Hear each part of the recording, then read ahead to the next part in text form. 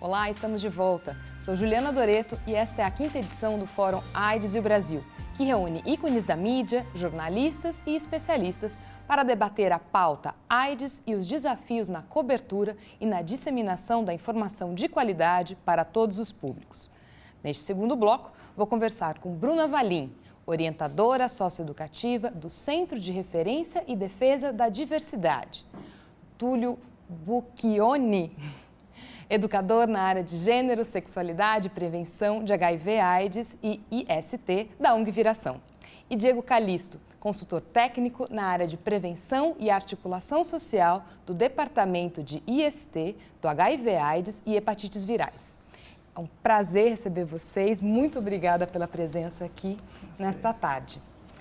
A gente vai começar, então, falando sobre... na verdade, no intervalo, a gente estava falando sobre apps, celulares e coisas assim, sobre comunicação e juventude. Então, para falar de AIDS com esse público, rede social, tecnologia, app, ajuda ou pode ser só um fetiche? Quer dizer, eu vou fazer um app que olha que bonitinho, mas na prática aquilo não está comunicando do jeito que eu quero com o jovem, do modo como eu quero falar. O que é que vocês acham sobre isso?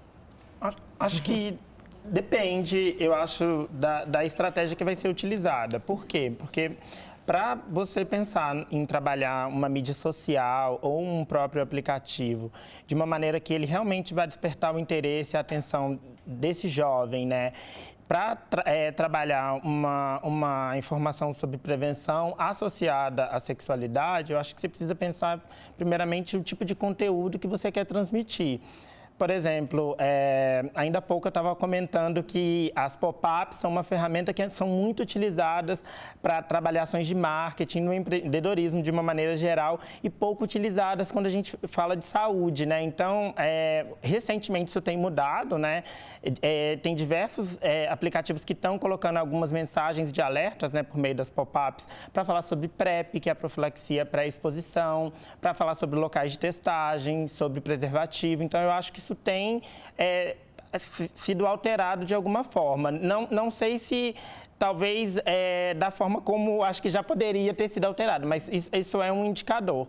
E tem também, por exemplo, esse ano nós tivemos uma experiência muito interessante que foi o Hackathon, que é uma metodologia para trabalhar tecnologia, comunicação e saúde, né, que chama Hack Health.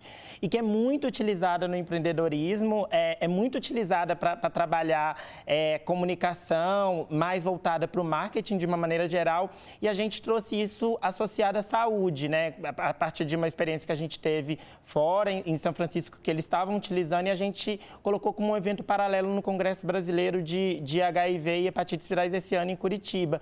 E foi bem bacana, porque basicamente eles trabalham 3 elementos super importantes quando a gente fala de juventude, né? Que é saúde, comunicação e tecnologia, né? E como isso conversa a partir da perspectiva do jovem, do pertencimento, do acúmulo que ele consegue colocar nessa construção. Túlio. Bom, pode ir? Bom, eu sempre acreditei e vou acreditar na prevenção combinada. E se ela tiver que combinar a informação com a nova era, né, digital, é de extrema importância. Então, eu trago a prevenção combinada para essa geração. E aí, eu só fico preocupada com o tipo de informação e a qualidade dessa informação que vai ser repassada, inclusive, né, nesses aplicativos que a gente já tem aí, que, para minha população, que é de travestis transexuais, tem uma certa validade, porque traz a informação que essa população nunca teve acesso, de fato. Hoje eu estou aí já em 3 ou 4 grupos, e grupos que tem mais de 150 mulheres travestis e mulheres transexuais e homens trans, e a gente está bem próximo, pensando em todos os tipos de informação. As informações que tratam a prevenção combinada do uso e teste, trate, é muito eficaz, porque a gente acaba publicando o que tem de novo, o que tem de matéria, saiu na revista tal, então ele fica mais perto desse tipo de informação, e isso aproxima também, inclusive, para fazer um teste e quebrar um monte de tabus que essa população vem vivenciando ao longo da sua existência, pensando na informação. Então, eu acho que há um prazo bem curto, eu acho que vai aumentar, inclusive, esses números de aplicativos e que venha com muita qualidade. Hoje nós temos mais travestis na era da informática, nessa nova era, com tanta informação, então diminui as travestis que estão na rua e elas vão mais para os aplicativos para trabalhar, para buscar até um outro tipo de emprego formal, então, mas tendo informação. O que eu acho que seria muito legal que tivesse uma grande sacada que, tipo, tem lá um site onde eu possa fazer a busca de um programa, no caso da travesti ou da profissional do sexo, e que ele também tivesse informações relacionadas ao teste, à PrEP, prevenção combinada dentro dessa mídia, que seria muito interessante, porque ela está ali pesquisando, procurando, tipo, um parceiro, mesmo que seja para namorar ou para fazer um tipo de trabalho do sexo, mas que ela tivesse ali algumas vinhetas, inclusive relacionadas a isso, que tivesse essa qualidade, que aí chega a informação e essa informação ela é multiplicada muito automático nessa população. Então, eu entendo que hoje essa era trouxe muita informação para esse público que ele não chegou até um tipo de serviço porque tinha muita resistência, inclusive de como eu vou ser recebida, como que eu vou ser tratada. Então a gente acaba quebrando isso, principalmente dentro dos grupos que eu estou hoje. Somando os grupos, eu tenho mais de 1000 pessoas que eu faço acompanhamento diário, né? Com maioria são travestis e transexuais. E as perguntas, elas aparecem desde como eu me testar ou já fiquei sabendo o que eu faço a partir disso. Então, acho que tem que chegar com qualidade e é de extrema importância. E, inclusive, as campanhas que cheguem até, inclusive, a esse aplicativo e que essas campanhas, de fato, elas contemplem todas as populações, inclusive as de travestis e transexuais, porque, na maioria das vezes, não acontece isso. Você vê uma campanha para o carnaval, você vê várias carinhas nessas campanhas de carnaval e uma campanha que contemple todos.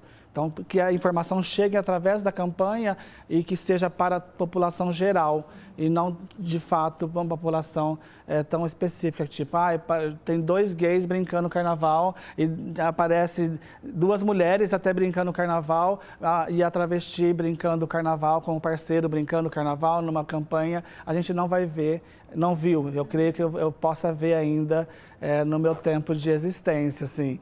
Campanhas que na realidade, né, que vai direto e não tratando com diferença nenhum tipo de público, porque elas percebem, eu percebo quando eu sou tratada diferente. Eu acho que não é diferente para a maioria da população de travestis e mulheres transexuais. E a linguagem, acho que a linguagem, não tenho grande certeza, que a linguagem ela é muito eficaz na hora de tratar uma campanha, ter essa qualidade.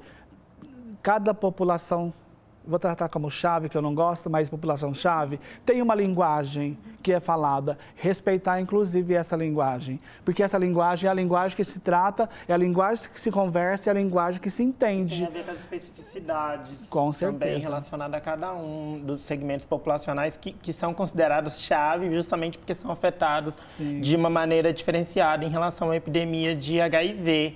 Né? Então, você precisa, para você conseguir ter uma estratégia que seja efetiva para aquela população, você precisa considerar suas especificidades, né? O contexto em que elas estão inseridas para que isso realmente reverbere e tenha algum impacto, né, em termos de mecanismos de enfrentamento. Os canais online pode ser uma ajuda para atingir especificamente determinadas populações.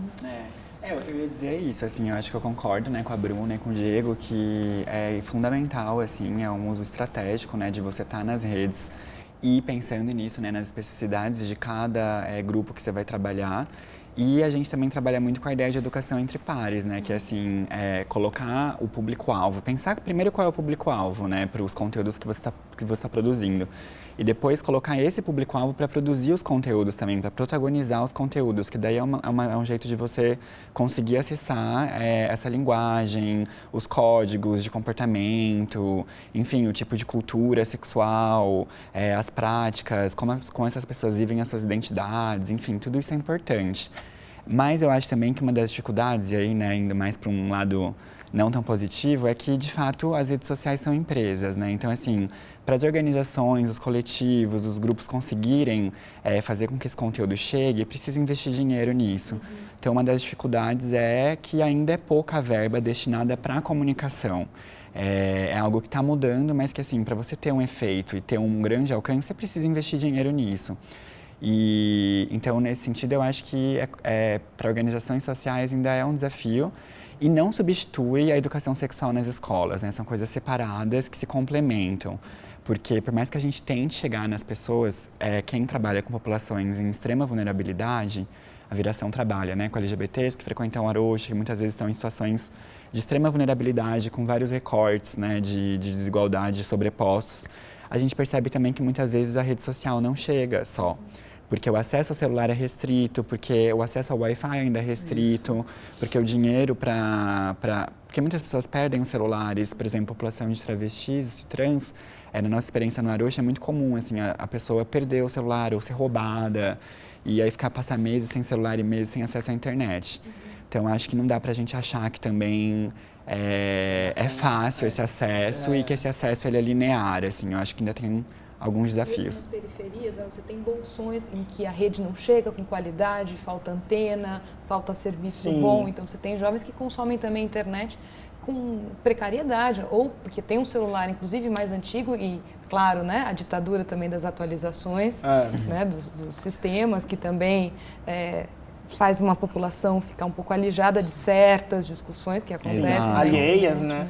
Um ponto importante, eu acho que você colocou, eu acho muito bem, nós estamos organizando, junto com o apoio da gestão local, oficinas de prevenção combinada com os jovens, justamente para que eles consigam, a partir da perspectiva deles, construírem elementos e estratégias para trabalhar a prevenção combinada. O que é prevenção combinada para essa juventude? São jovens em situação de vulnerabilidade, não só jovens pertencentes às populações-chave. Então, a gente tem jovens que são mulheres trans, que estão no trabalho sexual, gays, e também nós também incluímos jovens de população prioritária, que também são transversais às populações-chave e que a epidemia afeta de uma outra forma também, como jovens indígenas, negros em situação de rua. E aí, olha que interessante, quando a oficina aconteceu em São Paulo, as estratégias pensadas em relação à comunicação foi muito voltada para parceria com redes sociais, né, com mídias sociais, com aplicativo. E lá no norte foi parceria com rádios comunitárias. Né? Então, eles trouxeram um pouco dessa dinâmica local, né, e da noção que eles têm de território, porque eu acho que enriquece a construção a partir da perspectiva deles.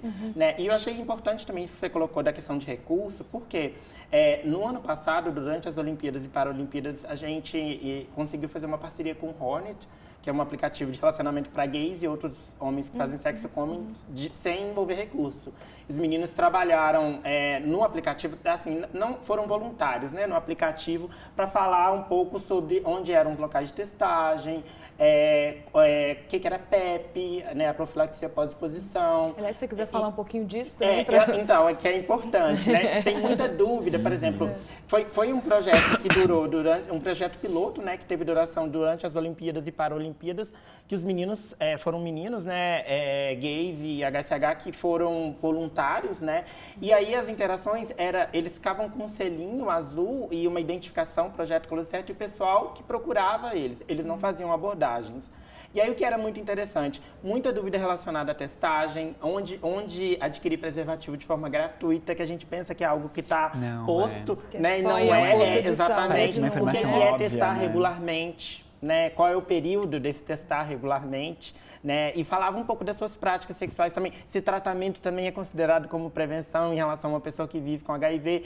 E aí essa questão de PEP e PrEP, que é a profilaxia pré-exposição, foi uma linha muito tênue, né, e muito abordada também no aplicativo, porque o pessoal queria saber para quem é recomendado a PEP e para quem é recomendado a PrEP, né, e a PEP é uma situação pós-exposição de risco, né? Quando você tem uma situação de risco, preservativo estourou, por exemplo, ou então você estava, sei lá, né, fez uso de álcool ou algum tipo de aditivo e não se lembra de ter usado preservativo, por exemplo, e aí a PEP vale para você, assim, né? Que é recomendada para ser usada até 72 horas após essa exposição de risco. e a PrEP, que é um processo anterior, independente de você ter a exposição de risco. Então, ela é recomendada no momento que você não teve a exposição de risco propriamente dita, né? E para algumas populações também, gays e HSH, pessoas trans, trabalhadoras do sexo. Então, são tecnologias de prevenção baseadas no uso de medicamentos, né? Mas que têm estratégias diferenciadas para serem trabalhadas. Como vocês estão falando, os jovens ou as populações chave ou alvo das nossas campanhas estão, então, procurando informações. Quer dizer, não é só também o nosso papel de levar a informação, levar o que a gente considera importante ser dito, mas também as pessoas estão com dúvidas. Isso. É isso, assim, tem chegado por esses canais? Sim. Acho que a dúvida, ela acontece em todos os momentos, quando eu falei das campanhas com qualidade, com a linguagem de cada um, porque de repente aquela palavrinha que está num cartaz, ela gera uma outra dúvida em cima da dúvida que a pessoa já estava.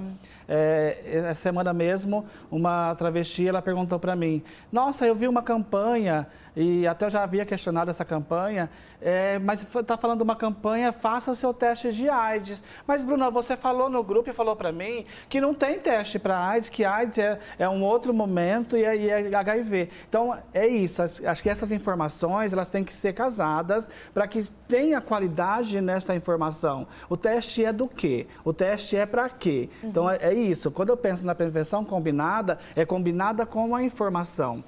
Que nos folhetos que a população recebe, na unidade básica de saúde, no centro de testagem e aconselhamento, que para mim não deveria ser de aconselhamento, mas centro de testagem e acolhimento, porque na maioria das vezes o acolhimento não acontece.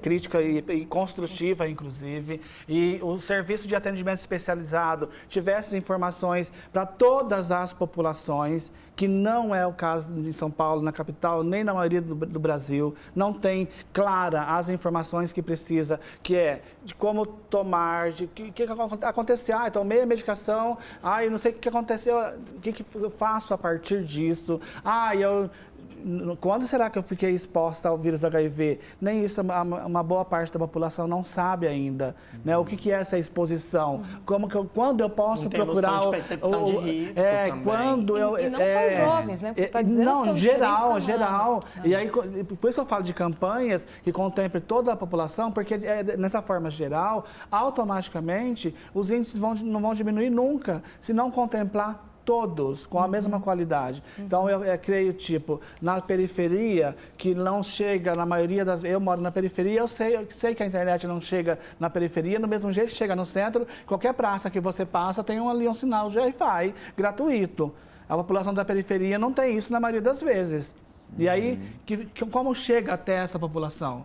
Chega através, como leva a informação? Através dos cartazes, das campanhas, mas que contemple todos. Porque vai ter alguém lá na periferia que vai conseguir acessar a internet. Leve os códigos, né, que hoje tem as barrinhas, que é muito mais fácil, vai ali, printa, já aparece tudo onde precisa saber. É isso, para contemple todo mundo, inclusive o idoso que vai até a busca de uma informação dessa. Um cartaz com umas letras escritas de um tamanho tão pequeno, que eu já presenciei várias vezes, que o idoso não vai conseguir ler. Ele vai ter que chegar tão perto ou tão longe para ele ter informação. Não que contemple todos. Essa visualização de uma campanha, mesmo essa que a gente vê na mídia que tem hoje, está próximo do carnaval. Nós vamos ver um monte de campanhas de carnaval aí. Um monte de gente sambando na TV falando, use camisinha. Mas aí, use camisinha é muito pouco. É muito pouco. É como eu uso essa camisinha é o que é o mais importante. Porque não adianta eu ter camisinha. E outras, né? A prevenção combinada como um todo, né? Sim. Mas eu acho que as dúvidas também vêm muito porque a gente vive hoje um quadro gravíssimo de epidemia de HIV/AIDS no Brasil. Sim. E quando a gente fala em específico da população LGBT, é assim, gritante, né? Quem está trabalhando no chão mesmo, na ponta com essa população, sabe disso, assim, sabe que a taxa de detecção é muito alta, né, nas grandes cidades principalmente.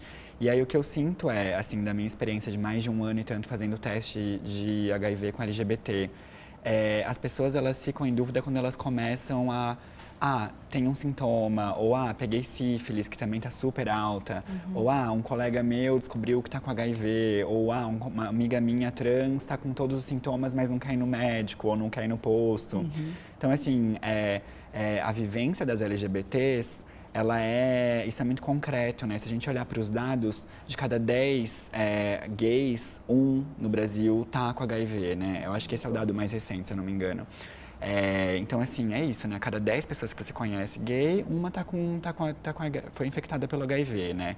Então, assim, eu acho que é isso. É um momento que a gente vive em que as pessoas estão realmente com muitas dúvidas e que, por outro lado, a gente tem aí uma retirada enorme de direitos, né? Com congelamento de gasto de saúde, congelamento de gasto de educação.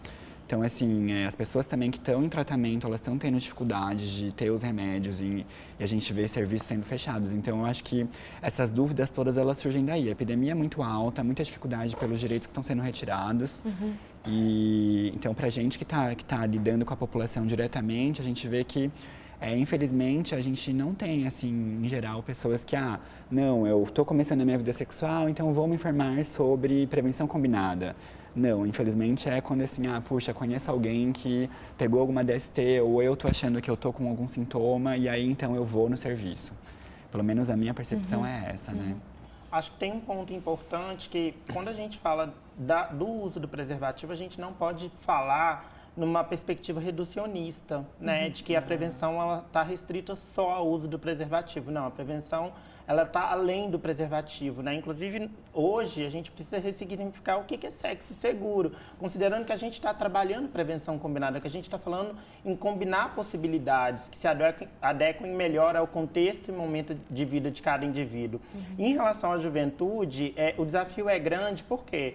Tem a relevância epidemiológica, né? E aí a gente precisa ter um pouco de cuidado também sempre com o que sai na imprensa e o que a mídia divulga, porque falta qualidade da informação, ao mesmo tempo que eu entendo que falta capacitação também das pessoas de conseguirem trabalhar de forma adequada para trabalhar, para oferecer uma matéria que realmente contribua, que seja construtiva e não dê serviço, né? Porque, e aí eu falo enquanto especialista que trabalha com prevenção e também como jovem que vive com HIV, porque, por exemplo, muitos dados que saem, por exemplo, a cada uma hora tantos jovens se infectam com HIV, ou então a cada tanto tempo tem tantos jovens indo com HIV. Acho que a gente tem que ter um cuidado, por exemplo, realmente, do ponto de vista epidemiológico, jovens do sexo masculino estão no centro da epidemia, né? Isso para o cenário brasileiro, que a gente estima que tem 830 mil pessoas vivendo com HIV, né? E aí a gente tem, por exemplo, quando a gente compara uma série de 2006 a 2016, 2006 a juventude de 15 a 29 anos, ela era responsável por 34,6% dos novos casos de HIV. E aí, quando a gente olha 2016, por exemplo, isso foi para 42,8%. Quase 50% dos novos casos da incidência, né, de HIV está concentrado na população. E aí a gente precisa entender quem são esses jovens. São jovens gays e HSH, né, jovens do sexo masculino. HSH com recorte, homens que fazem sexo com homens, e aí, por exemplo. Diego, só acrescentando, com recorte racial também. Sim, né? isso muito que eu ia importante falar um ser pouco. dito. E periférico. Agora, exatamente. tem um estudo que a gente, na verdade, abriu um edital de pesquisa e ele aconteceu no ano de 2016 em 12 cidades brasileiras, né, chamado RDS, Respondent Driven Sampling. E ele é um estudo muito interessante, porque você consegue observar a prevalência de HIV e sífilis, que também é uma epidemia, nós vivemos uma epidemia de sífilis, ao mesmo tempo que você também olha questões comportamentais, das práticas sexuais, de violência, de estigma, de discriminação, variações raça-cor, uso de álcool e outras drogas, se trocou sexo por dinheiro, né, que caracterizaria trabalho sexual. E aí o que é interessante, em 2010, quando o estudo aconteceu, o último estudo voltado para gays e HSH, a prevalência observada foi de 10,8%. E aí o último agora observou uma prevalência de 18,4%. né? Então, a mesma coisa de travestis e mulheres transexuais, que também estão no centro da epidemia. Só que em termos de vigilância em saúde, a gente precisa melhorar muito, né? Quando a gente fala de dados epidemiológicos relacionados a travestis e mulheres transexuais. A mesma coisa para a trabalhadora do sexo. A gente fala muito, né, que a epidemia afeta LGBTs porque tem a questão da violência, da discriminação, o estigma, porque é uma herança, né, lá da década de 80, de grupo de risco, que culpabilizava o indivíduo sem entender o contexto, sem trabalhar as vulnerabilidades que elas existem, estão colocadas nessas populações. E aí eu vejo que sempre as trabalhadoras do sexo ficam alheias, né, às discussões, porque muitas vezes, até nas nossas falas, a gente não menciona, né? Claro que tem dois componentes muito importantes quando a gente fala de transversalidade. 3, a situação de rua, que aumenta a vulnerabilidade. Você ser trabalhadora do sexo, ser uma mulher trans trabalhadora do sexo, você tem uma vulnerabilidade acrescida. E você ser negra aqui no Brasil, né, que é um país que a gente sabe que é racista, que a gente enfrenta do ponto de vista estrutural o racismo institucional. E a gente precisa entender também as variações do recorte raça-cor nos dados epidemiológicos. Então, são vários contextos onde a gente vê que as vulnerabilidades elas vão se ampliando. Então, é diferente, por exemplo, um gay branco cisgênero, né? Que está ali num grande centro urbano, e uma trans negra de periferia, que muitas vezes está em situação de rua, em prostituição. Então, as vulnerabilidades, elas alteram a dinâmica da epidemia. E falando em dúvidas, Will, na verdade, queria convidar as pessoas que estão vendo em casa a mandar a sua pergunta, mandar o comentário. No final do bloco, a gente vai fazer uma rodada com essas perguntas, com essas manifestações aí de vocês. Mas voltando aqui para o nosso papo, para as pessoas lembrarem de mandar suas dúvidas, já que a gente está falando de dúvidas, eu queria acho que falar o Diego alguma falou coisa. duas coisas que eu queria complementar, assim, acho que é super importante essa coisa de não se reduzir a prevenção à camisinha, né? Quer dizer, infelizmente, o que a gente vê é que ainda em muitas campanhas, Use elas camisinha. ainda se reduzem ao uso da camisinha. E hoje o entendimento que a gente tem, e aí para entrar bem no tema, né, saúde e folia, é de que a gente tem uma gama, né, de formas de prevenção, né? A gente tem a PrEP, né, que é anterior, é um remédio que você toma todo dia. E a gente tem a PEP, que é pós, né? Enfim, não que seja algo que você vai fazer sempre, mas enfim, é uma possibilidade para aquela vez que você não usa camisinha. É claro que a camisinha ainda é importante, mas a gente tem toda uma série um conceito mais amplo de prevenção, que envolve também entender que as pessoas têm que estar em tratamento, que elas em tratamento podem se tornar indetectáveis. E a gente tem que pensar também sempre que o ideal é que as pessoas descubram quanto antes, se testem, etc. Mas aí entra no segundo ponto, que é assim, que é algo que a Viração sempre tenta ter em mente, que você não consegue, de fato, ser efetivo na prevenção ao HIV se você também não combate desigualdades, né? Então, assim, o que a gente vê, e o Brasil acho que é bem claro isso, é que, assim, para ser efetivo na prevenção ao HIV, precisa ter política pública contra o racismo, precisa ter distribuição de renda igualitária, coisa que no Brasil a gente sabe que é um dos países mais desiguais do mundo, e precisa ter igualdade de gênero. E aí, né, enfim, pensando na população trans, isso é bem óbvio, né? Porque o HIV, ele no nosso país, ele tá nesses recortes, né? Tá sobreposto. Então, assim, é isso, né? Uma política pública efetiva para HIV, ela tem que partir também do enfrentamento dessas outras desigualdades. Pensar nessas diferentes situações para poder falar com essas pessoas, entender as dúvidas dela a partir da situação em que elas vivem e também responder de acordo com a situação que elas estão vivendo. Isso é muito sequente, né? Com a população de travestis transexuais, contribui muito para a questão do diagnóstico tardio desta população, que já chega no serviço de saúde, bem dizer, doentes de AIDS, não só com HIV. Porque tem todas essas questões que, tipo, o preconceito que não diminuiu, uma balela dizer, diminuiu, no serviço de saúde não diminuiu, porque elas não vão, porque elas não são respeitadas nem pelo nome social, que já é uma garantia, um direito. Né? E aí não consegue ter esse acesso, isso a distancia de um serviço de testagem, de atendimento e de tratamento e de acompanhamento. Então, quando o Diego colocou de profissionais mais capacitados, não é só capacitados, é sensibilizados para receber pessoas, indiferente de raça, cor, orientação sexual, identidade de gênero, sem nenhuma diferença. Porque aí, automaticamente, quando acontece esse tratamento com diferença, aparece a desigualdade. E aí é tão grande a desigualdade, como ele falou. Né? Eu pego esse gancho da desigualdade, que se é travesti, negra, periférica, e aí vive com HIV ou tá, tipo, em outras situações de vulnerabilidade que é maior e é constante na população profissional do sexo, tipo, como ela é vista num serviço de saúde, né? Pensando somente no HIV e ainda nem fazendo o recorte da saúde integral dessa pessoa que é bem baixa, né? É que o HIV ele faz parte, inclusive, dessa saúde integral. Só que aí vamos trazer para um todo, aí ela vai ter menos direito ainda, né? E aí para toda a população que é diferente dentro de um espaço de saúde, que não havia, né, de fato, ter diferença. Somos todos seres humanos, a gente é diferente de qualquer coisa. E aí, por que me trata diferente com essa diferença? Por que faz uma campanha diferente para um diferente? Eu não entendo essas diferenças. E nem vou entender essa diferença, porque nós somos todos uma sociedade, não somos parte de nada disso. Todos somos livres e somos iguais. Tantas campanhas já aconteceram no Brasil, e o que mudou na realidade do diagnóstico, na realidade da epidemia? O que mudou? Né? O Diego acabou de fazer um recorte. O que mudou? É um retorno, né? Uma situação um ponto importante que isso que ela colocou tem a ver com intervenções estruturais. A prevenção combinada, por isso que eu acho que a gente tem que melhorar a forma da gente falar também que prevenção combinada a gente está falando.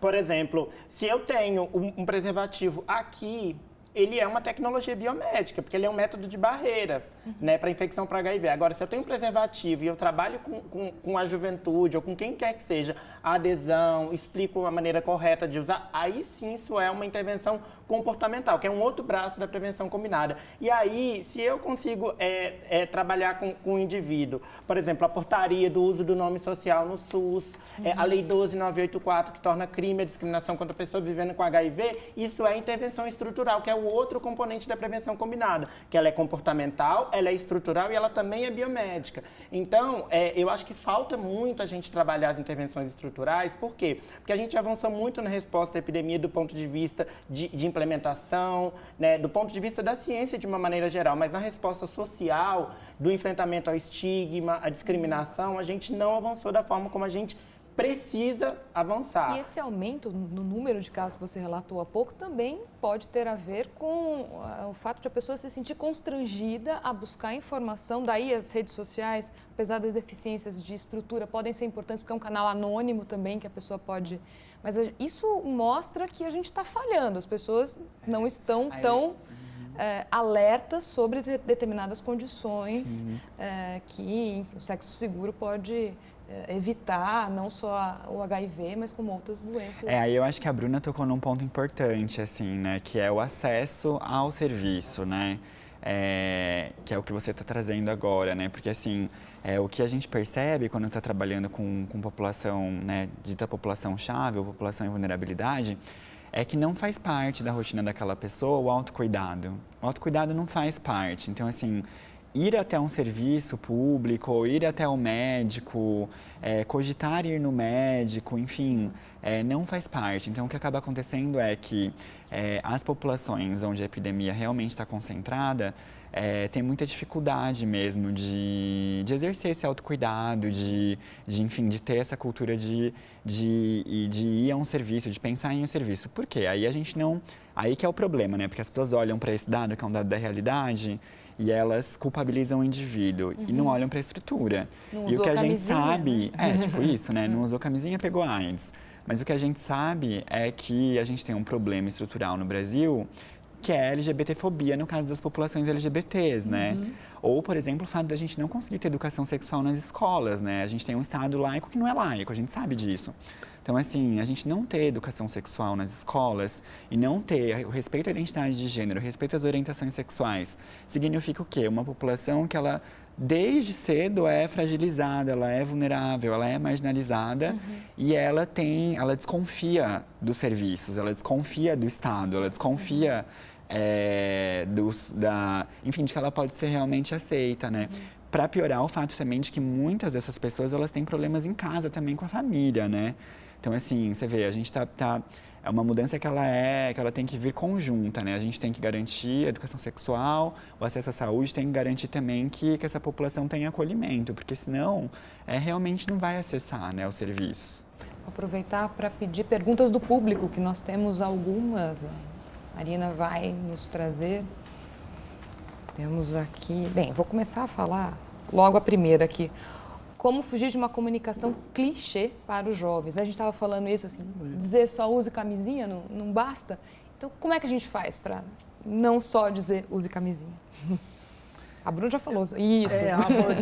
A abordagem ela é muito importante. Nós falamos aqui, o Diego falou da prevenção combinada e através do par, que combina muito mais.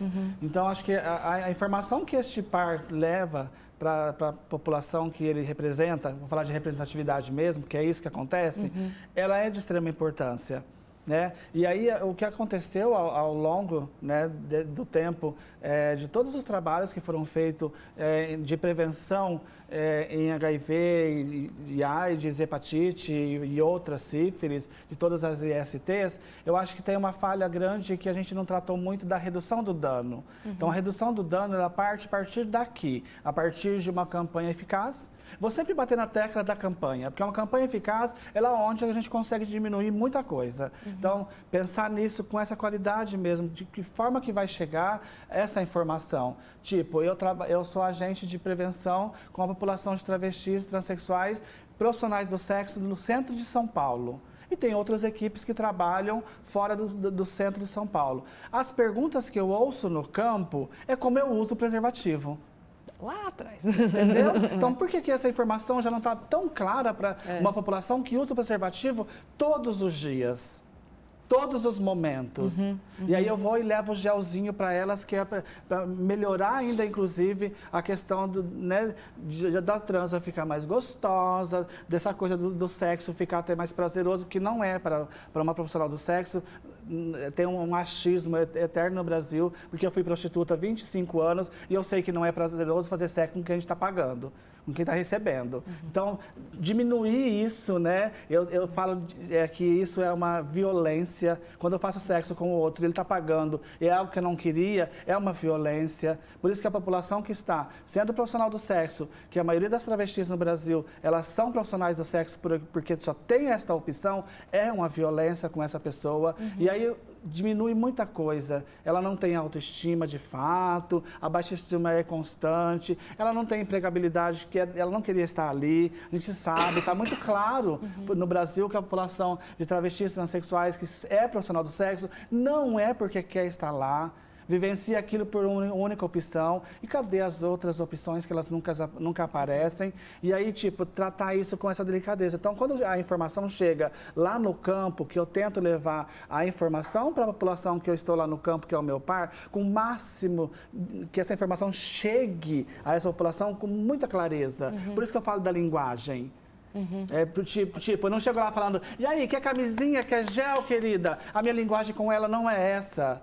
Eu falo numa outra linguagem, falar, eu até vou usar a expressão, aceita guanto, querida, tipo, vai um gelzinho para ficar mais gostoso, é um jeito de falar e levar a informação. Então, imagina se ela está perguntando como usar o preservativo, imagina se ela sabe como usar a PrEP ou a PEP. Claro. Eu acho que tem um ponto importante disso que a Bruna coloca também, que assim, acho que a educação entre pares, ela é importantíssima quando a gente vai trabalhar a prevenção, e principalmente a prevenção vinculada à sexualidade, porque a gente também não pode perder a sexualidade de vista nesse debate sobre prevenção. E a saúde sexual, de uma maneira geral.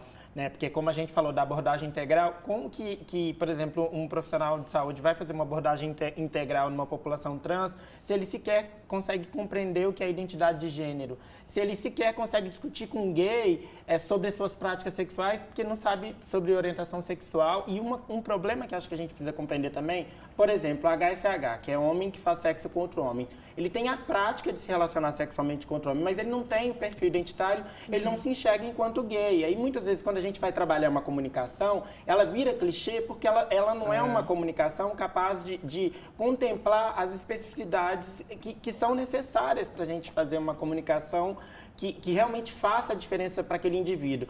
Por exemplo, se eu for trabalhar um gerenciamento de risco, né, que é um ponto importante quando a gente vai falar de prevenção, que é conseguir compreender as práticas sexuais daquele indivíduo e conseguir trabalhar com ele, para que ele também tenha percepção de risco, que muitas vezes, por exemplo, a PEP, que é pós-exposição de risco, ela não tem a visibilidade que ela tem, porque as pessoas sequer estão tendo percepção de risco, né, de saber se essa ou aquela outra relação, ou essa ou aquela outra situação é uma situação de risco. Né? E aí eu acho que quando a gente vai falar de uma comunicação clichê, é uma comunicação reducionista que não se preocupa em conseguir contemplar as práticas sexuais dos indivíduos e os arranjos sexuais que existem. Por exemplo, se eu for trabalhar a estratégia de prevenção para gays, eu preciso pensar também em redução de danos no contexto de um sexo químico, por exemplo, que é algo que muitas vezes tem aparecido timidamente, né, na imprensa, de uma maneira geral, e que eu tenho muito medo de quando isso começar a aparecer de uma forma mais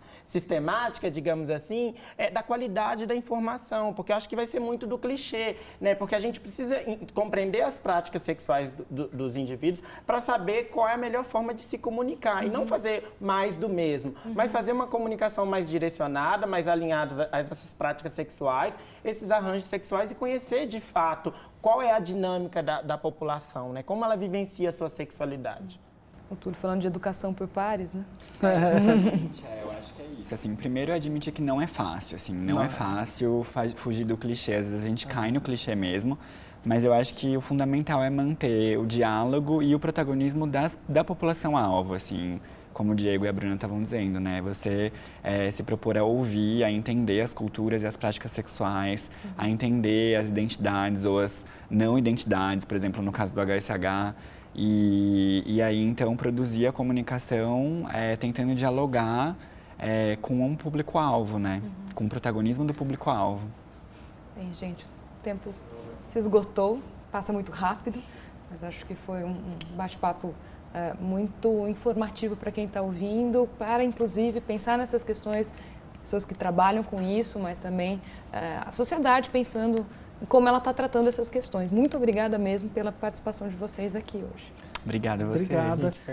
E é tão importante, né, só para fechar, Claro. A gente não pode deixar de falar disso, que o preconceito, na maioria das vezes, ou o estigma, ou a discriminação, ela é a pura falta de conhecimento, e a gente só vai melhorar todas essas questões, tanto relacionadas ao HIV, a orientação, a identidade, a raça, quando a gente tiver conhecimento sobre e saber de que nós estamos falando, quem nós somos de fato. E aí o preconceito ele fica bem mais amenizado. A falta de informação no Brasil, a gente é bem clara, por isso não discute tantos temas dentro da própria escola e que esses temas sejam discutidos. Posso acrescentar? A falta de informação e o obscurantismo também, né? Porque infelizmente a gente está nesse momento. Então acho que é super saudar assim, o convite, os colegas, porque realmente são espaços como esse que a gente precisa, Como a sociedade né? brasileira quer encarar essas questões, né? Como é que a gente quer tratar disso? Que é uma forma também de pautar o tipo de comunicação que a gente precisa, né? Qual que é o papel da imprensa como também um mecanismo de enfrentamento para a epidemia, né? Porque a gente está falando de mecanismos de enfrentamento para a epidemia, né? Tanto de HIV quanto de outras infecções sexualmente transmissíveis. Então, qual que é o papel da imprensa, né? Que cumpre um papel estratégico, teoricamente, né? Pensar também deveria nas cumprir para uma discussão. cumprir um papel estratégico, mas eu acho que são oportunidades como essa que vão ajudar no processo de construção e desconstrução. E as né? instituições também que trabalham com isso também se relacionarem mais com a imprensa, né? Que seja um diálogo mais frutífero. Muito obrigada a vocês. E você, prazer foi todo meu. E você, agradeço a participação de você que está acompanhando aí online. Faremos um breve intervalo agora, antes do próximo debate. E para quem continuar conectado, exibiremos vídeos relacionados com o nosso debate. E você também pode mandar suas sugestões e perguntas pelo chat. Até daqui a pouco. Muito obrigada.